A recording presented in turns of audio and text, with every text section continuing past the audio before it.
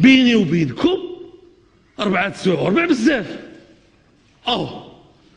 تا هذا رئيس الحكومة سيسأل قبل يوم القيامة. يعني 4 سوايع وربع هذا حساب عسير. هذا شي اخوان فهمتيني ولا لا؟ تكلموا على شي امور يعني سلبيه تنقولها. كيفاش ظنوا باللي انا قصدتهم؟ سواء تعلق الامر بالعفاريت او تعلق الامر بالتماسيح، وما هادو مخلوقات لا يعرف احد اين هي. فهمتي ولا لا؟ ولكن الجميع ماشي انا اللي تكلمت على جيوب المقاومه وعلى الحزب السري وعلى ياك لاله بوعيد. انت عاقل على هذا الشيء ايام النضال الشديد. ايوا لو كانت بنيناها بيدينا ورجلينا مالنا، حنا ماناش خايفين. اش من ضريبه على دخل عندنا حنايا غنخافوا نخلصوا عليها؟ ما عندنا دخل. عفوا كنعتذر حتى الجوج. عفوا حيت داير الوحده ديال المكانه ديالي.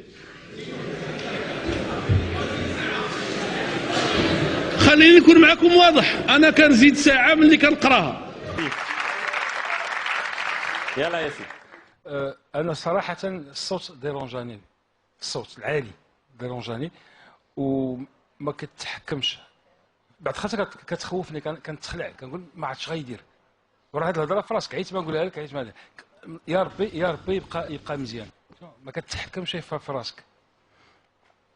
ما عرفت، ما مقتنعش. غنبقاو دائما عند اعضاء لجنه التحكيم بطبيعه الحال، وغادي نجلسوا النبض ديالهم لطيفه احرار. عجبك ما عجبك السكتش؟ بسم الله. لطيفه احرار ما عجبها السكتش. استاذ فايد. ما عندي ما ندير لك. حتى هو ما عجبو السكتش. عجبتني انا هذيك الطريقه كيفاش قلتي ما عندي ما ندير لك. ما عندي ما ندير له. ياسين سيزي.